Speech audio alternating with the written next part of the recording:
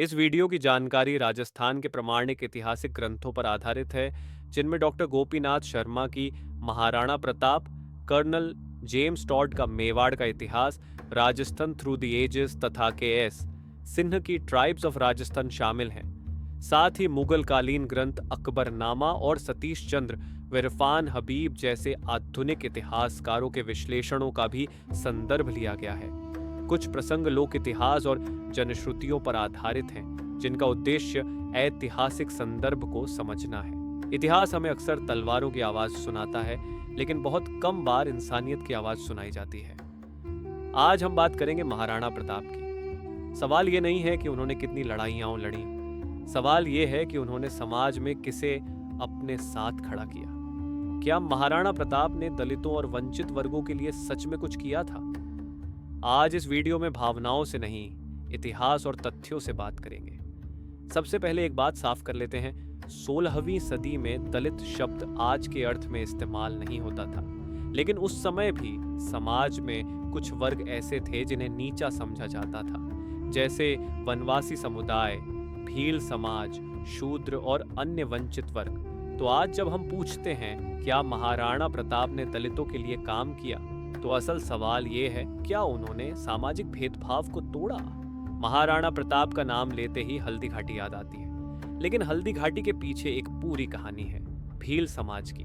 इतिहास के अनुसार भील समाज उस समय समाज के हाशिए पर था। न उन्हें राज दरबार में सम्मान था, न मुख्य धारा में जगह। लेकिन महाराणा प्रताप ने भीलों को केवल सहायक नहीं बनाया, बल्कि अपनी सेना की रीढ़ बनाया। भील योद्धा जंगल युद्ध में माहिर थे और महाराणा प्रताप ने उनकी काबिलियत को पहचाना। सबसे बड़ा सवाल है, क्या महाराणा प्रताप सिर्फ जरूरत के लिए भीलों के साथ थे? जवाब है नहीं। ऐतिहासिक लोक कथाओं और ग्रंथों में उल्लेख मिलता है कि महाराणा प्रताप भील सरदारों के साथ बैठकर भोजन करते थे। उस समय ऊंच नीच इतनी गहरी थी कि यह सोचना भी विद्रोह जैसा था। जब अकबर की ताकत के सामने महाराणा प्रताप को जंगलों में रहना पड़ा, तब कई राजपूत राजा मुगलों के साथ चले गए, लेकिन भील समाज महाराणा प्रताप के साथ डटा रहा। क्यों? क्योंकि महाराणा प्रताप उन्हें सिर्फ प्रजा नहीं, अपने लोग मानते थे। जंगल में वही खाना, वही जीवन, वही संघर्ष, यही असली समानता थी।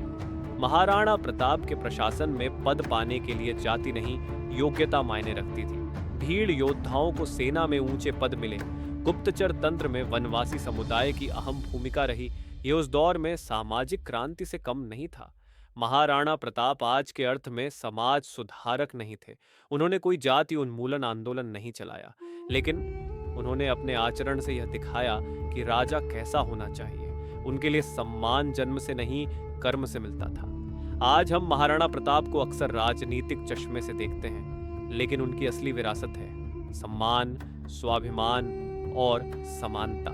अगर आज भी हम योग्यता को जाति से ऊपर रखें, तो वही महाराणा प्रताप को सच्ची श्रद्धांजलि होगी। इतिहास को न तो भगवान बनाना चाहिए, न खलनायक। उसे समझना चाहिए।